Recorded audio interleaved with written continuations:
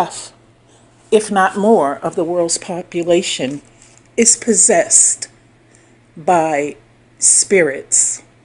So what do I mean by that? Well, there are many spirits that inhabit humans that are ungodly, that are of the devil, and that we allow to live within us because they've become so familiar to us that we actually think there is no other way. Some of us actually think that the way we're acting is normal. We don't even realize that it is possible that we are being inhabited by a spirit which makes us behave the way that we do. So for those of you who may be in doubt, and for those of you who actually know that you have this possession, I'm going to talk to you about the various forms of spirit possession, and then I'm going to talk to you about how to be delivered from them. At the top of the list is the spirit of unforgiveness. Now, the only way that you know that you have actually forgiven someone is if you're no longer thinking about what they did to you, if you're not gossiping with others about them, and basically if you're not keeping in remembrance the ill that was done towards you, then you have forgiven them. If you do not forgive them, you must know that you also will not be forgiven.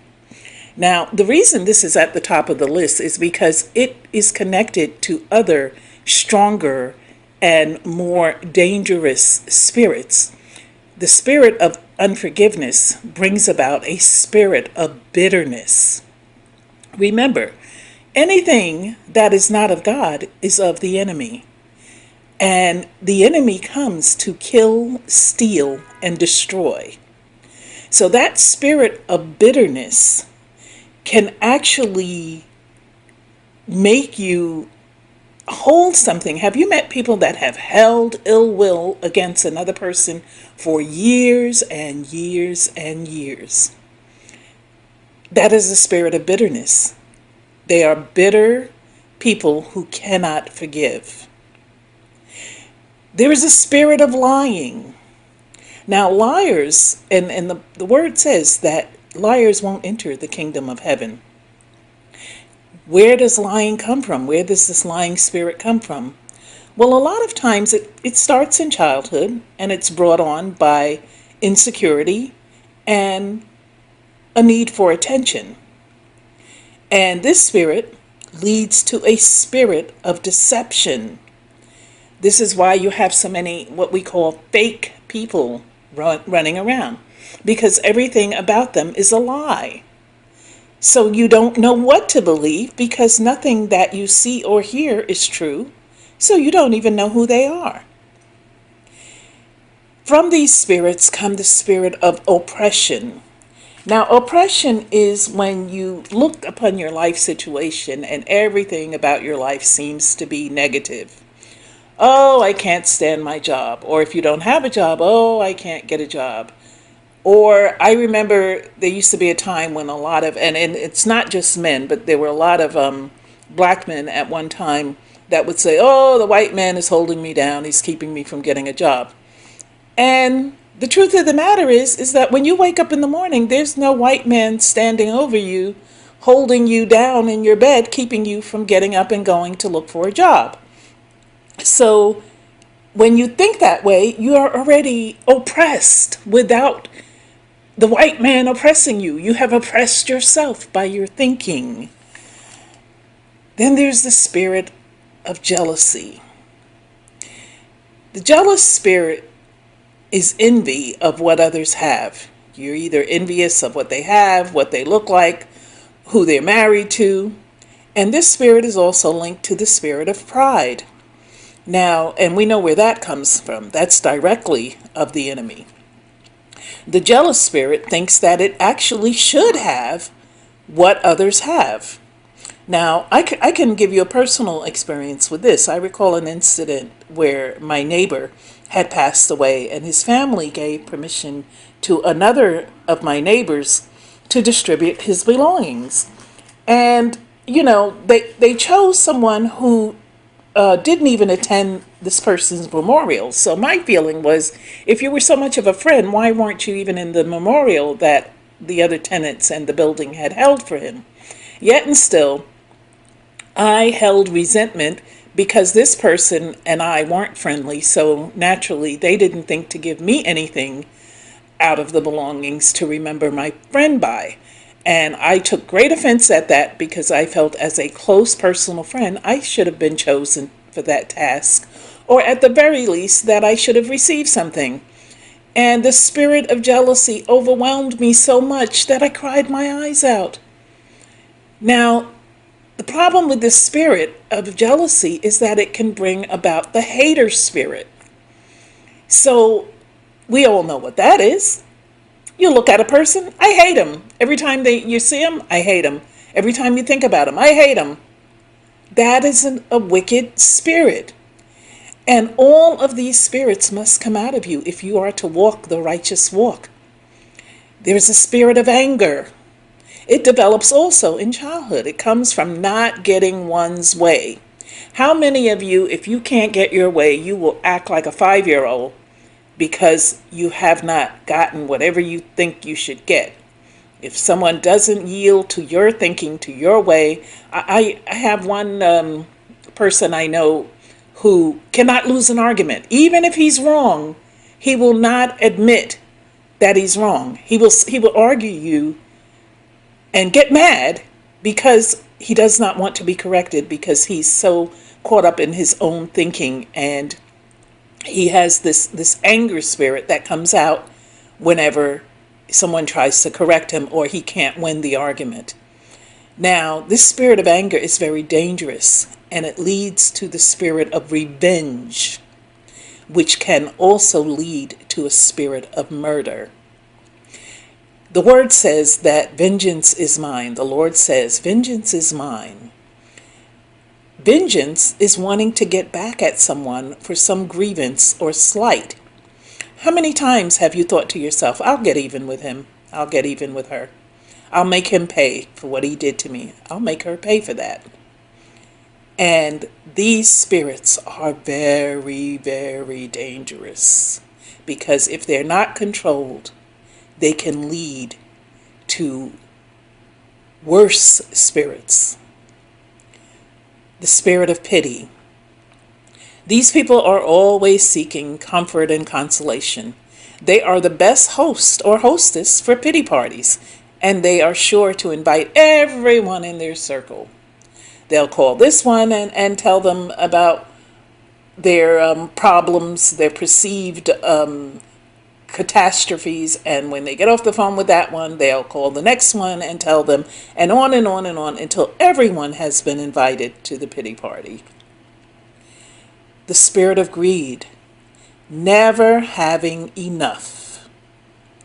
Now, whether it's food, alcohol, clothes, cars, the greedy spirit, it hides, it hoards, and it keeps things.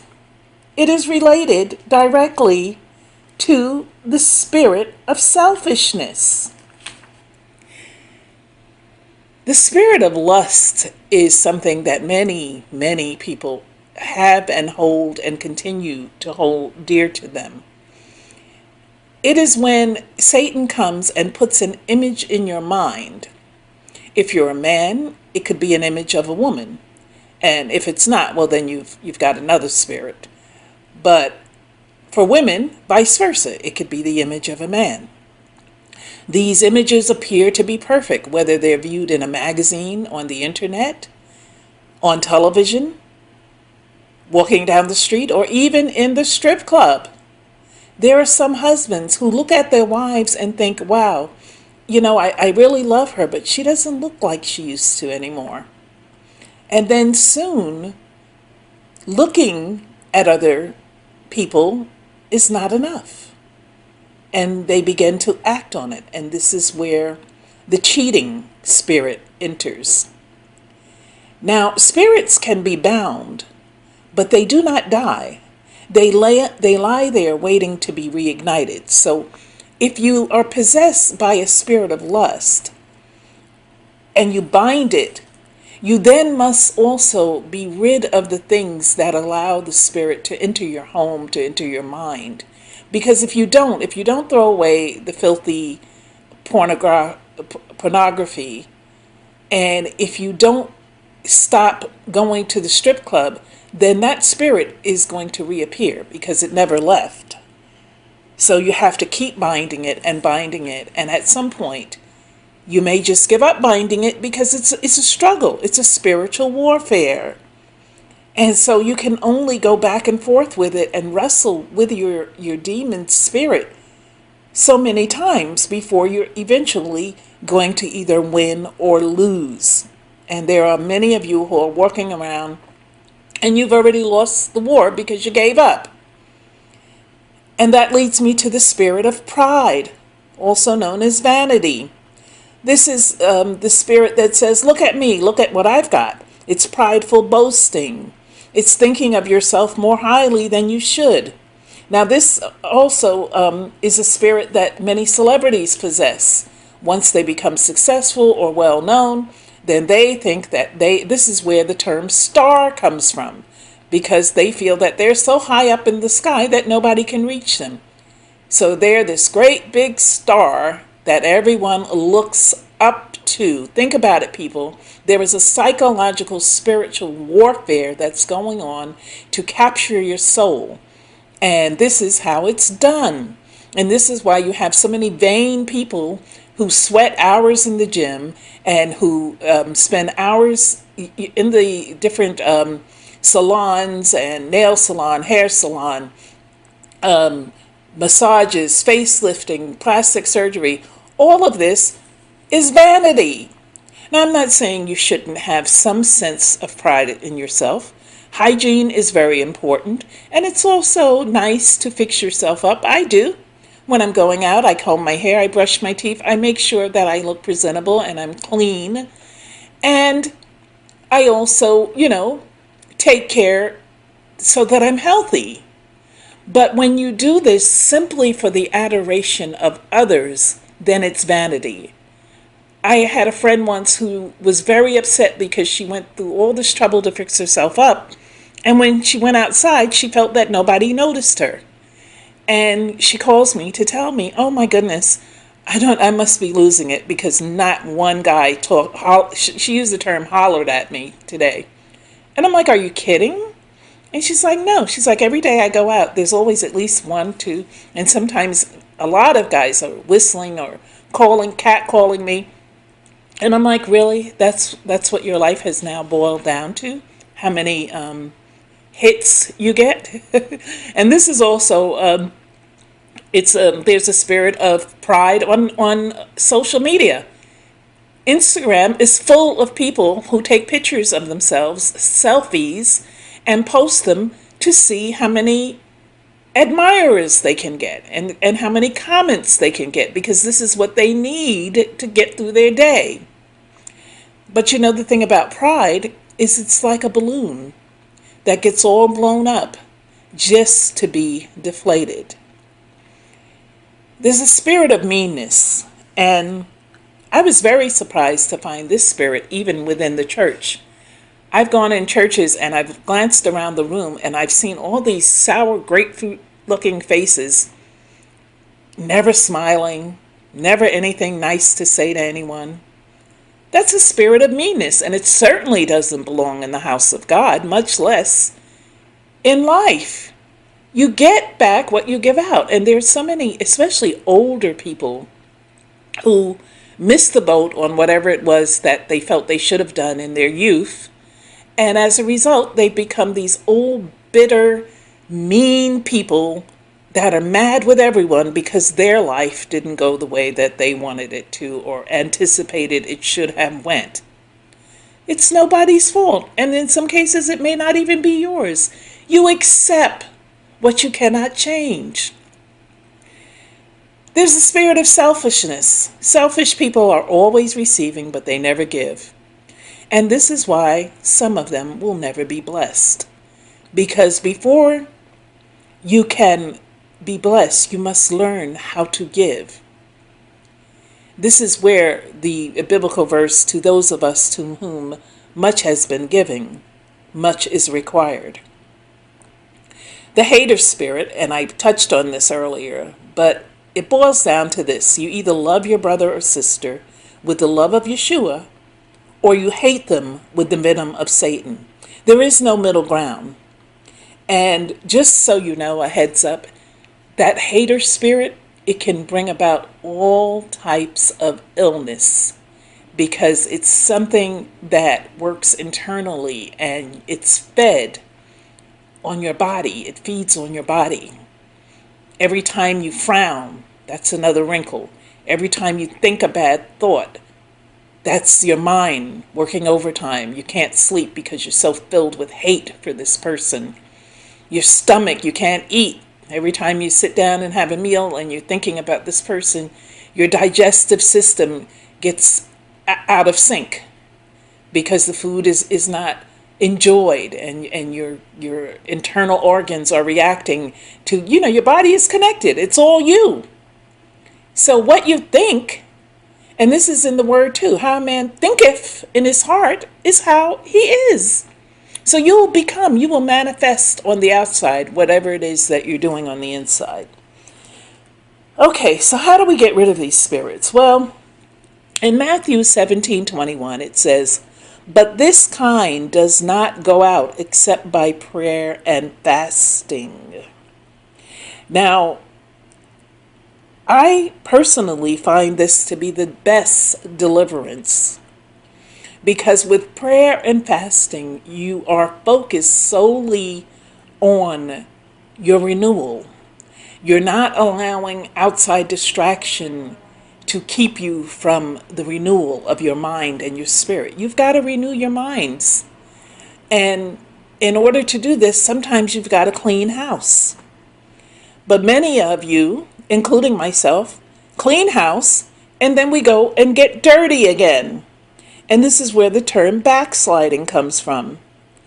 Now, I'm going to tell you something about backsliding. As I mentioned to you earlier, is, when you keep letting these things back in your life and you don't take the steps necessary to keep them out of your house and out of your life and out of your mind. Well, Matthew 12:44 says, "Then it says, I will return to my house." And it's speaking of the spirit. Then it says, "I will return to my house from which I came," meaning that it will go back into you.